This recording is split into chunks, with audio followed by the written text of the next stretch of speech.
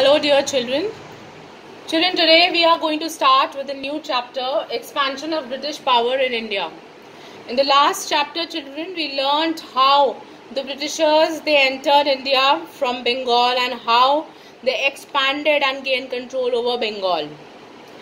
And in the last chapter, we also learned that by 1773, the dual government which was there in Bengal had ended and Bengal was under complete control of the Britishers. Now, Bengal included Bihar and the states of Bihar and Orissa, which are there at present. Alright. Now, for acquiring Bengal, Britishers had to pay a lot many things, or maybe it costed them a lot, because they had to fight with so many rulers. They had to fight with Siraj-ud-Daulah, then Mir Jafar, and then Mir Kazim, and Shuja-ud-Daulah and Shah Alam too, like that. So now this proved very expensive for the Britishers to gain territories in India. So Britishers, because they were very smart, so they thought of peaceful ways. They thought of some peaceful way which can be used to acquire the territories in India, to acquire regions in India, because at that time the country India was scattered and it was under the different princes. Okay, different people ruled for different regions. So if the Britishers would have to fight with each one of them, then it would have been proved very, very costly for the Britishers. It would have drained their resources, and their army also would have gone. The army people, the army persons would also have suffered.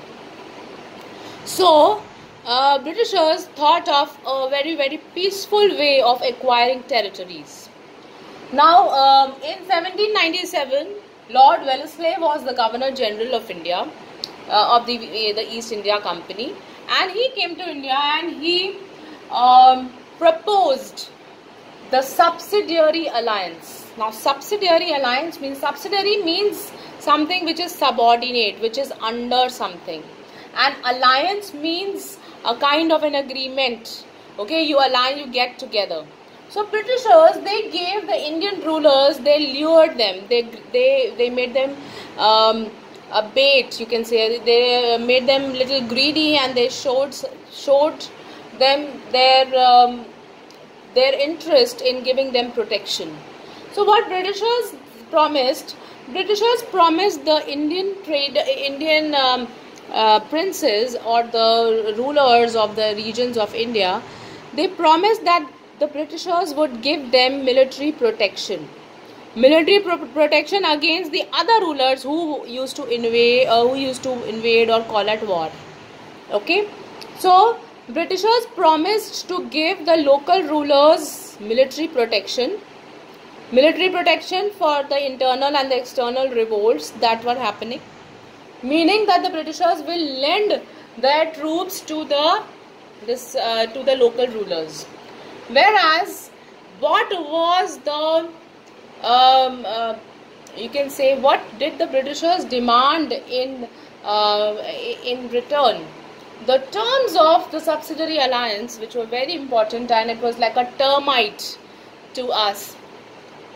All the rulers who entered into the subsidiary alliance with the British, they had to place the British troops in their territory, meaning that the British troops will be there in the subsidiary state. So in the subsidiary state, the British troops would be there. Okay, would be placed there. Then the other thing was that maintenance of the troops. The ruler of that province will have to give maintenance of the British troops. I will have to pay for it. The payment can be in cash or in kind. Now when I say kind, when the rulers, they don't have cash, what they do? They give kind in the form of land and different territories. So this is what happened. That Britishers said that if you are keeping the British troops with yourself, you have to pay for them also. Pay for their upbringing and pay for their maintenance in the form of cash or kind. The other term of the subsidiary alliance was that the ruler should have a British official in the court. He should be a resident to the court of that ruler. The other term was that the ruler will not employ any European employee other than the British. So, other than the British, the Europeans, no other European was allowed in the court. So, if I say that if any ruler had some connection with the French people, so they were not allowed. Okay, forming an alliance or declaring a war. And the last term of the subsidiary alliance was that if a ruler forms an alliance, he cannot form an alliance without the permission of the British. Meaning that no ruler can form an alliance or declare a war against any region without informing or without taking permission from the British. So in this way, children, the Britishers, they clutched the Indian rulers. They had everything in their hands. The working, the foreign affairs of the subsidiary state. Now, what were the effects of subsidiary alliance? The positive effects on the Britishers were that they gained large armies. Now, they acquired valuable territories from the Indian rulers. How did they acquire territories? Because when the Indian ruler was short of cash, he started paying for the troops in the form of land, and many territories had gone. Okay, then again placement of British troops was there in the court of the king itself. So Britishers were having a good time. Their armies were taken care for free. Okay, then again by this particular term, that no other European other than the Britishers will be allowed. By this they made sure that no other Europeans like the French people were the enemies of British. So they ensured that India is safe from the other European powers.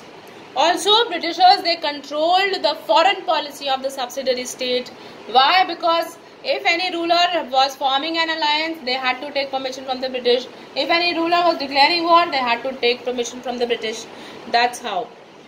What was the effect or what was the disadvantage to the Indian rulers? The Indian rulers, they lost wealth. The resources of India were getting drained. And gradually they lost their territories also because they had to pay for the maintenance of the troops. Then when they lost all the finances, they could not look after their subjects. They could not look after their people. So what happened? The Britishers took their provinces on the ground of misgovernment. Misgovernment means that this ruler is not able to administer. So it's better that you pass your province to the British. Clear? So Britishers took the province from that particular ruler. Then again, the Indian rulers were fully protected by the British against external and internal enemies. They lost interest in the welfare of the people and neglected them, as they were no longer afraid from the revolts. And people also, they suffered a lot when the Indian rulers, they became lazy in protecting their people. So all this gave a chance to the Britishers to subjugate the area. Subjugate means to put under somebody's control. Okay, to take someone under your control is subjugation. Clear?